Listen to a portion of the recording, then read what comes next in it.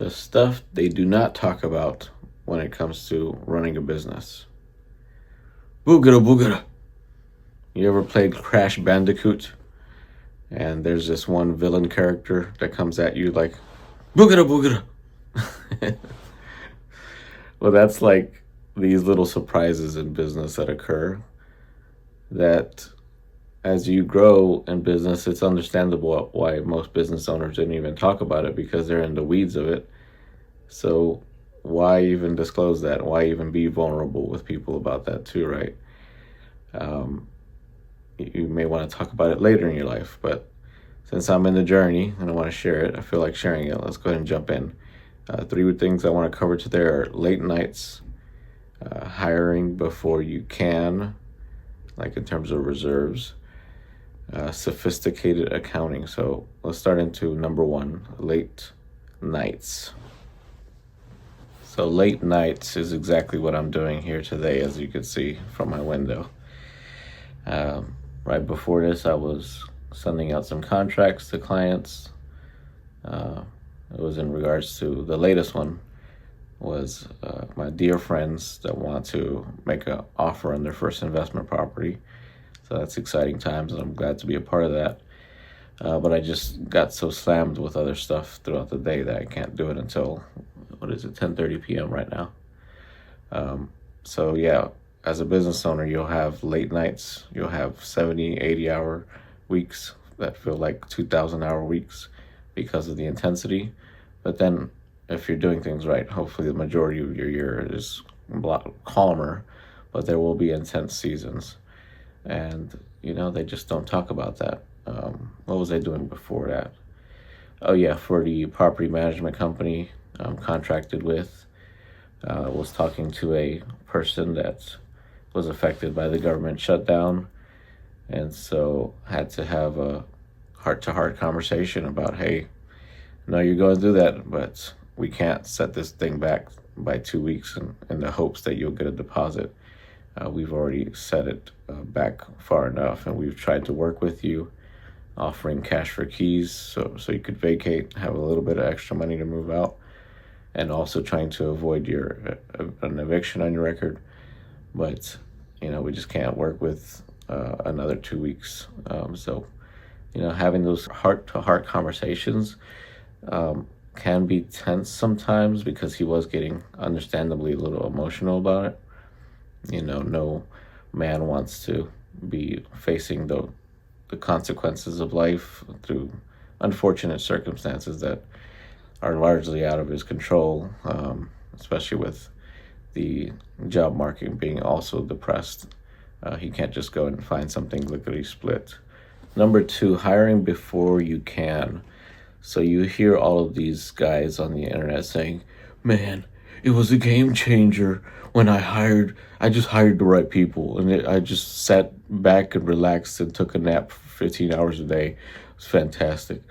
What they don't talk about is like you need to have a crap ton of money to even consider hiring, especially a rock star that will make those returns to make them valuable. I was having lunch with a millionaire friend of mine, and he said, yeah, it was kind of scary to have hired somebody recently that did have this immense experience. It was the highest person I've ever paid in my life. But as soon as she basically hit the door, just immediately her monthly was returned by double with her relationships and all that stuff. So it is valuable. However, if you have a business where it's not, making money hand over fist, reserves are extra high. Like for me, in my business at where it's at currently, we operate pretty well, I would say, with an assistant and a independent contractor that we send out to projects. Of course, when we have construction, like we have a lot going on right now, we'll hire a lot more people, and they'll be going in and out by the week. But that's really as needed basis. I wouldn't want to hire somebody full time until I'm absolutely certain, my account has like $1 million in it. Because any money that comes in, my priority are to the investors in the company. I'd rather give $1,000 to the people that helped us to scale versus $1,000 to someone that may or may not work out and may not move the needle forward. So at this current state in our business, it's something we're really protective about. So yeah, hiring before you're ready. Here's another kind of rule of thumb I've heard before. Basically, kind of like the story I mentioned towards the beginning. If you can't cover twice of what they bring in, essentially to offset the risk. So let's say you're paying somebody $1,000 a week. They should make at least $2,000 a week from the work that they're doing for you. In some cases, it should be even higher than that, especially if it's a high-risk operation where, you could be burning, your burn rate is very high, for example. But yeah, that's a good rule of thumb to keep in mind. Don't just be hiring just based on what you heard from some dude. Yeah, I'm going to pay this guy $50,000. He's going to sell the moon and stars for me. I'm going to make $1 gajillion in 5 minutes flat. No, that's not how the world works. All right, let's jump into the last point. Last point, sophisticated accounting. So because we have a syndication where we raise capital from investors, we do loans, we do property management, of course, contracted out for another company. And all these things, a real estate agency representing people buying and selling homes, these are very complex things, and accounting is needed for every department, basically. So it's very sophisticated. And last few years, we've depended on small shops, like 1 to 3 people. But in this past year, it's really became clear that these 1 to 3 people shops is not going to really cut it. So just this morning, I was having a conversation with a local firm that has about 30 team members, and we're going to explore what that looks like. But that's just another thing that they don't talk about, is that there's going to be costs, unlike expecting an employee to make returns for you and make revenue for you, save you time, etc. An accounting firm does not effectively make you money. It's just kind of a cost that you have to pay to know what to pay your taxes on accurately. And that's kind of frustrating, but it's a reality. Like, again, I'd rather pay if I had 5,000, 1,000, 10,000, I'd rather pay that to my investors. But just taxes you can't get rid of, right? So thousands have to go to them. I'm probably going to get a quote for services. That's going to be something I'm going to do action roll on to reduce my my staring at it. But it's just a part of business. And as you grow and you diversify, and just the business of real estate, you kind of have to diversify in it. What gave me solace the other day was I was talking to a millionaire again in this real estate business, and when I went to go look at his LinkedIn profile, I was like, oh wait, so he's also has a syndication, but he has all of these other arms, which I've been progressively working on. He has property management, development, construction, all these kind of supplemental businesses to the main thing of real estate. And it gave me a bit of solace, like, hey, this guy is already doing what I kind of started doing, and he's been doing it for, God knows, 30, 40 years.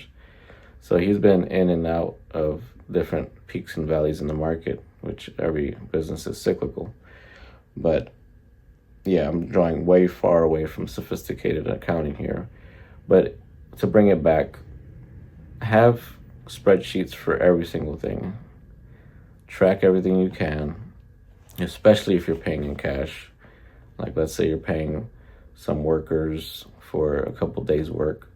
Note it down in a spreadsheet, because I guarantee you 3 months from now, when you're working on another project, or even a year from now when you have to do filing, you're going to forget what those $3,000 that you pulled out for randomly on November 2nd was, that's why it's good to have notes for everything. If you have a business partner and you're having a reason to spend $1,000 or more, have a quick little agreement written up and e-signed so you guys have a record of that. And so developing these sophisticated operations, having like a structured Google Drive folder, software to use, and don't even get me in software. Oh my gosh, I'm just like, hey man, I just want to get in this operation here. I want to get the strategy going. I want to get the needle moving. I want to get 2,000 people some attainable housing. I'm not, into creating 50,000 versions of 2+2. So hopefully as we grow, we could automate that into people we trust. And this local accounting firm, I'm sure, is a good consideration for that. But if not, we'll find another. There's plenty of shops we're competing, or we found as competitors. So yeah, to summarize, late nights will occur. Hiring before you can is a mistake. Sophisticated accounting will make your eyes glaze. And I'm not talking about Krispy Kreme donuts on your eyes, but you know what I mean. So really just look out for those things. I'll try to think of other boogada type surprise matters in business that occur, and just try not to let them get to your head and not let them essentially make you lose your head. Keep your head in the game, push forward, and I'll be there rooting for you. Talk to you later.